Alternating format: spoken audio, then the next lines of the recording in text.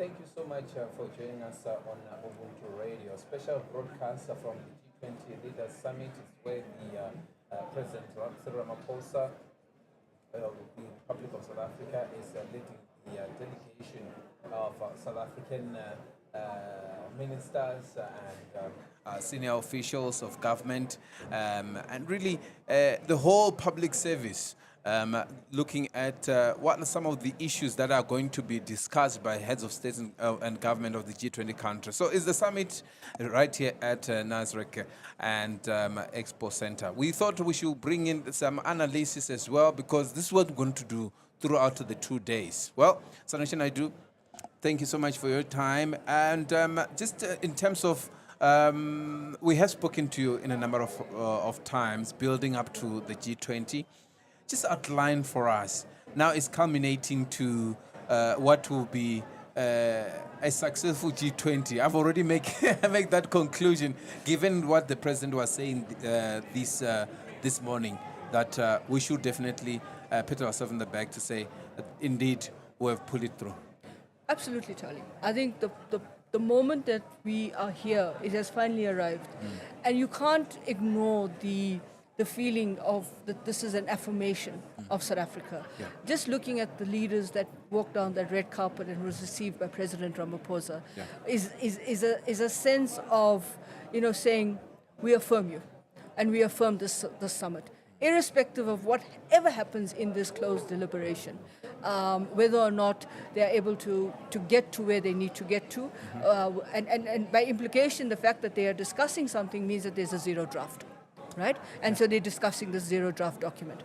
But I think we have to applaud South Africa for going through a very tumultuous process, having to deal and firefight and be able to understand that this is not just something that we do in a vacuum.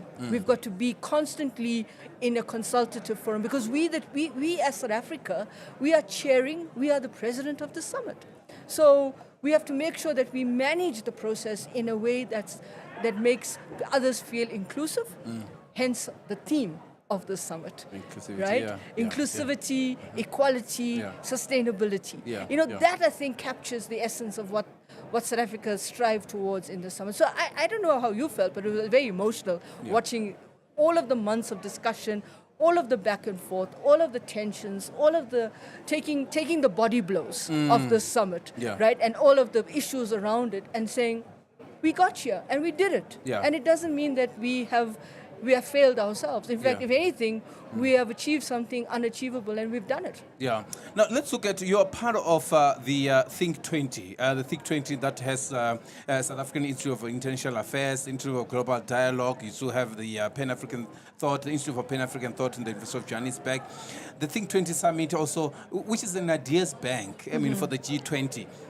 Thematic issues that South Africa has put on the agenda: just energy transition. There is a number of issues of critical minerals as well. Just to see the plethora of heads of states and government, even from the European countries who are members of the G20, coming through to this summit. And none of them, most of them coming, not even sending their deputies. And just to see UK Prime Minister here and fresh president. And you ask yourself, really, countries that are not here at that level really have missed out, because some of the critical core issues that South Africa has already put on the agenda, not only for the African continent, but also for the globe, that we need to now rethink how we should re-engage each other on global economic issues as well. This is significant for South Africa and for the continent as well. Absolutely. And I think you mentioned the EU, which is such an important market for us. And before the summit, there was the EU-South Africa bilateral. And when we heard the president of the EU Commission talk about a reliable partner, talk about clean trade, and talk about the areas that South Africa and the EU will find nexus on in terms of economic engagement and so forth. But I think also we mustn't lose sight of the fact that we have some members of ASEAN here, the Association of Southeast Asian Nations, and they're an important actor in the global economy. They're an important market. We have Vietnam here, which is quite important, and to my mind, I've been listening to friends and family who are finding Vietnam to be quite an interesting place to visit. And I think we should start building up that kind of bilateral relationship with Vietnam. There's engineers and other people from South Africa working and living in Vietnam. Friends of mine who live in Vietnam say, we want more South African products on the shelves. We like your wine, we like this. So we can navigate some of the tensions with the EU and have other kind of outlets for our stuff. But I think to really contextualize what this combination means is that this is about a world that's in a state that is in an inflection point, and then we're trying to find our way in terms of how do we re-engineer it? How do we find the traction to say that what happened 80 years ago, and just to bring that into the significance of the UN at 80, what happened 80 years ago, we have to think about the change, and change is always difficult to embrace, but it's a necessary change. It's something that it's no longer just sufficient to talk about change. We've got to now embrace that change of necessity, and I think this is where we are. And I think that's why having South Africa be the last country in the G20 club to host this G20 is really interesting. But it comes at a time where, we're going to be momentous, but it's going to be historical at the same time. It's quite good to see that already talking about alternative markets. The president has just really gone on a crusade in the Asian market. He just concluded his state visit in the Asian countries as well. He went to Indonesia. Vietnam was one of the countries. Also, they brought in a strong delegation as well to say we really want to look for business alternative market here in the continent, showing that very well true to his goal of attracting investment foreign direct investment in the country, but also this will also bode well for the African continent as well. And just the fact that we call this Ubuntu Radio.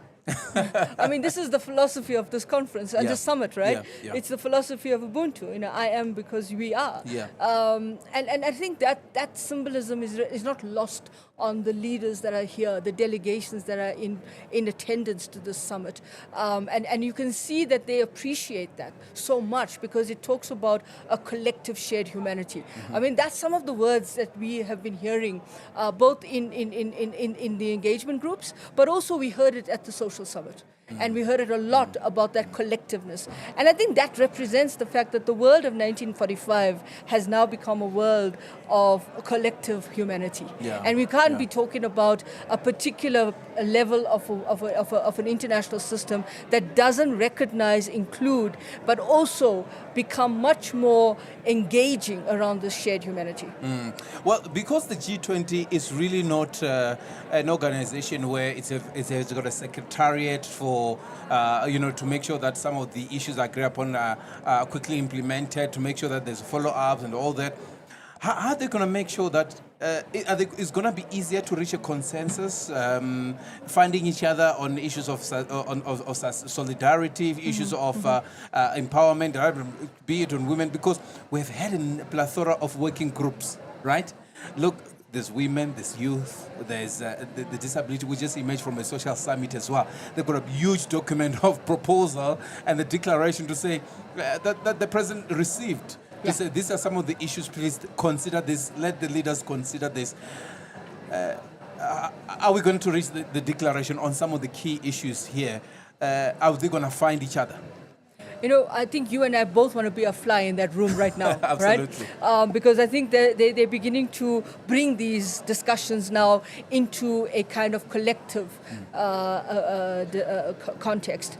And this is where it all comes down to right now. And I think it's been interesting because we've been hearing throughout the year that at certain of the engagement group discussions or certain of the discussions in the finance track, that there have been objections to certain terms being used. We don't like that term. We don't like this term. We want to basically change that term. And this means that South Africa had to navigate this in a very mature but respectful way to all the people who have differences of opinion about particular engagement groups. So, in the social summit, we had to be also cognizant and we had to be respectful and recognize that there are indigenous communities across the world, that they have a right and a voice and an agency to be heard, and they want to be heard and they want to be included. Similarly with the disability, people living with disabilities. I mean, they were very vocal about the fact that their disability has to be recognized, not just as a kind of add-on, but to be recognized in a much more astute way, and they call for action in their kind of interventions that they made at the social summit. Was that we call for action that we want a disability 20. So I think the fact of the matter is that all of this now has to be packaged in a way that makes those communities, because we live in a shared humanity, but we also live in societies that have very differentiations around how cultural issues are looked at, and we have to take that recognition into consideration. So I think it's going to be interesting. So how do you keep this on the radar? I think there's going to be, if I'm not mistaken, I think one of the things that would be very useful and could get consensus on an issue like this in this room right now is a monitoring track of what needs to go forward. You're always not going to have agreement. What do the BRICS say? We are governed by the right to agree to disagree, right? But one of the things that comes out of WTO language, and I think it's coming into this language that may be presented here today at the summit in this closed session, is special but differentiated responsibilities. So you kind of now have to think about the world as not just one particular set of actors, but it's about that language that comes out of the WTO, especially the language that came out of the WTO by the small island states, Jamaica, Caribbean, who talked about the special but differentiated responsibilities. It's quite interesting, and indeed. I mean, when we conclude, a lot of people will reflect back on the non-participation of the United States, in terms of what it meant. Some say it's a missed opportunity for them, but it was long coming. Some will say it was long coming. Some will say, no, we take it as it comes as far as the United States is concerned. As one of the biggest economy, what would you advise President Ramaphosa in terms of how should be navigating that relationship going forward? Take it as it comes? We've took a lot of body blows this year. And it didn't just start with the Trump presidency. We've been navigating this relationship and the terseness of this relationship for a while now. It starts off in the Biden administration. And I think we've shown our maturity, we've shown our respect, we've shown our diplomacy, and we still had to take the body blows. I think going forward, I mean, for me, what has happened and what has transpired in the course of our presidency of the G20 is that we've recognized that this world is never going to be a place of equality at times, but you've got to fight for your voice, you've got to fight for your agency, and you've got to fight for your representation. And we've done that. And we are recognized. Yeah. And that you can't take away from us. Absolutely. We are affirmed. You can't take that away from us. I think what we have to be very clear about is the actions of the US, and I say this with the most amount of humility. I'm not attacking the US, but the actions of the US has now opened the door for other countries to do the same. And so when you take on that presidency next year, or at the 1st of December, depending who's taking it, who's going to take the gavel, right, is that you've got to be prepared for what you're going to do. So for me, I think we've done what we've done. We've done it in a mature, respectful, in a world where we understand that it's not always going to be easy, but we've done it in that space. And let the US take it on, and then we'll deal with it. If you don't want to invite us, you don't invite us. But remember that you may have other friends in the room that may actually then say, hang on, USA, we don't think this is how you play the game. I think what you're really seeing now is that there's a sense of, for me, is deep down there's this question around how do we go about with this trust and agency. Well, it's an issue of trust, and I think that's where we're going to leave it. Sanusha Naidu, let me thank you so much for your time being available to give us some analysis, really a perspective, and what is likely to shape up into the declaration. We're hoping we'll get into that as well. Thank you so much for your time. Lovely. Thank you. Thank you very much. That's how we conclude it.